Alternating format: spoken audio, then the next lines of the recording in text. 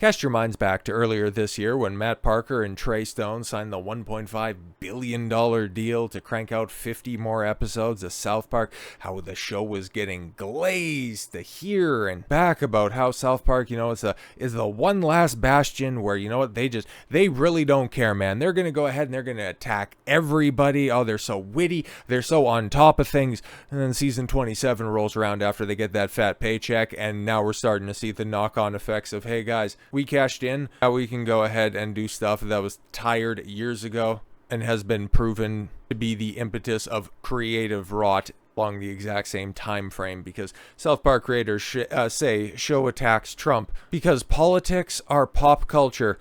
Oh boy, and there's no getting away from MAGA. New Paramount bosses are letting us do whatever we want. Well, hey, I'll take that. That's fine. Okay, if Paramount's not going to meddle in whatever the hell you're doing, I like that. That's fine. But if this is what your show's going to become moving forward, thank God you signed that contract when you did, because you can continue to do whatever you want. It's just how many people are going to be paying attention to that, and that's what we're going to be taking a look at. South Park creators Matt Stone and Trey Parker recently spoke to the New York Times, because of course they did, about their decision to turn the latest episode of their Comedy Central series into a full-blown Donald Trump takedowns. Oh yes, the latest episodes, because that's all they've done since they've come back. But you remember, right? They didn't want to do any episodes about the 2024 election because there were no more jokes to tell about Trump, because he was the only person a part of that election, right? I digress. This show has been criticizing MAGA nonstop. Not really. Criticizing would imply that there was a point that you were trying to drive home. You're just going Orange Man bad, which was tired back in 2016 and looks even more pathetic in 2025. But yes, in various episodes, South Park has depicted Donald Trump as having sex with Satan, getting him pregnant, a plastic surgery ravaged Kristi Noem, shooting puppies, FCC chairman Brandon Carr haunting the White House, and the East Wing gets demolished, among many other mega critiques. Yeah, very, very original, very funny, very fucking cutting edge, right? Because that's what South Park is. Oh, they don't take any prisoners, right?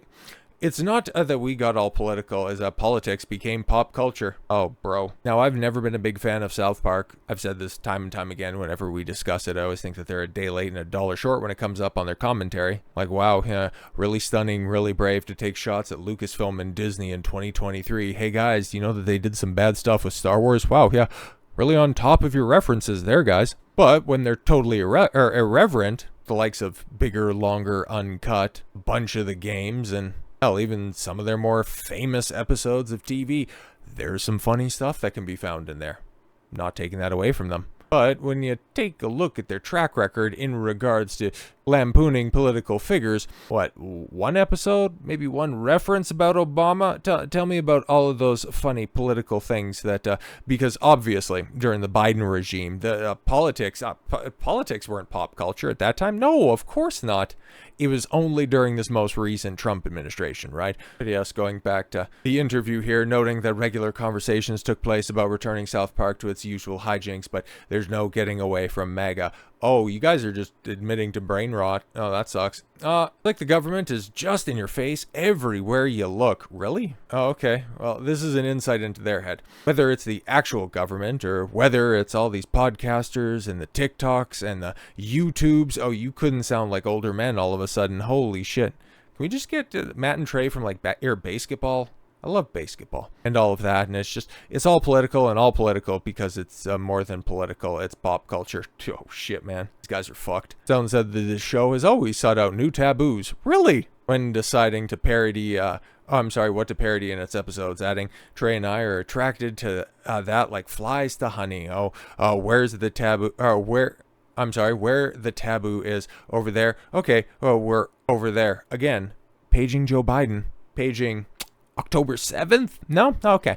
The creators always knew their first episode of season 27 in July would target Trump because we just had to show our independence somehow, Parker said. But nearly every episode, since has followed suit. The duo are adamant. This has always been the spirit of South Park. Yeah, no, exactly. because let's be completely honest, you were just simply following the ratings until the Charlie Kirk situation ended up happening. Then all of a sudden, oopsie daisy, we really couldn't get things together. There's just something ended up happening in production and we're just going to need an extra week. But it's so funny. All of your other references seem to be quite timely to things that were happening within that 2-week episodic gap. It's just very interesting that there are no taboos, but I digress, because go back to the beginning of season 27. 5.9 million viewers watched the Trump mocking season 27 premiere in the first 3 days. And then with the second episode where you had Kristi Noem with her melting face shooting dogs,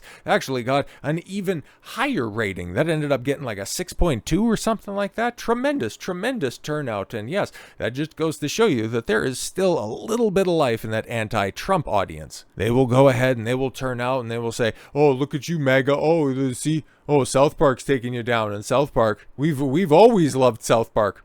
Sure you have. But as season 27 went on and gave way to season 28 for whatever reason, well, you just take a look at how well the season, at least season 28 has been received so far, and not great. And tomorrow, or in fact, oh geez, go ahead and read this appropriately. Later tonight, episode 3 of season 28 is going to be coming out, and Peter Thiel accompanies Cartman to Washington as the Antichrist arrival approaches while the girls throw a Halloween party. Oh wow, cool. I'm sure that's going to be tremendous stuff. But yeah, just simply, I got IMDb pulled up right here. And yeah, as you can see, season 27, with its 5.9 million viewers, we got a 9.3 on IMDb, which is tremendous stuff. And then it started to have a point of diminishing returns. 8.4 for God and Nut, 7.4, 7.6, and then going down to 7.5. You got 5 episode seasons. Holy fuck! And here I was thinking, no Star Wars shows were lazy. Then yeah, Twisted Christian, 6.7, 7.1 for The Woman in the Hat. She got a hat. Your Trump bashing returns, you're starting to get a considerable fall off. And well, we can go back. We continue to reference the 5.9 million viewers. It's funny, after that second episode, we never really got an update in regards to the viewership. And as somebody who tracks this stuff for a living, I find that very interesting. It's like, oh, cool. Yeah. Okay, he coming to take shots at Trump. He ended up giving it an elevated platform because he responded to this instead of just simply turning a blind eye to it. And so, yeah, it was given the elevated platform. They seized upon it, and, well, they have since doubled, tripled, quadrupled, and at this point, septupled and looks to be octupled down on it. And, well, how's it working out for them? Well, I've got the Nielsen ratings pulled up here for the last time, for the most recent episode, where, oh my god, they're destroying the White House by putting in a self-financed ballroom. I digress. But yes, so the Nielsen streaming ratings I have right here for the dates September 29th through August 5th. That would, of course, yes, coincide with the season finale. Because nobody really knew that they were switching over to a new season. But yeah, the season finale of season 27. And well, as you can see here, Monster, the Ed Gein story, which even if you go ahead to the most recent Nielsen ratings, that is still on top. But in the overalls, not there. Not there at all whatsoever. Top original series, not there either. Okay. For some reason, the Halo show is still there. What the fuck? Okay. Acquired series. Okay. Let's just see. This is an opportunity. This is some of your legacy shows to...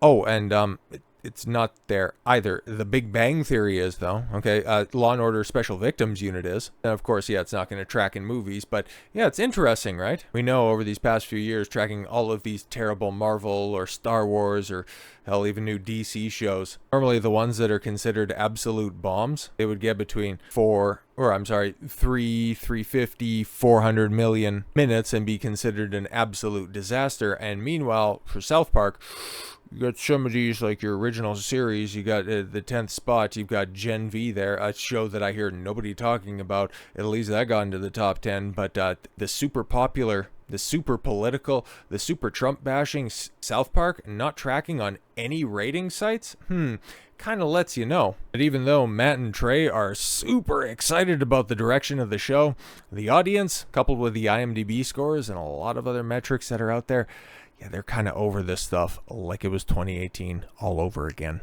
So with all that said, thank you all very much for the gift of your time. I've been Don Consuelo. I want you to follow your gut and get after it. Take care, everyone.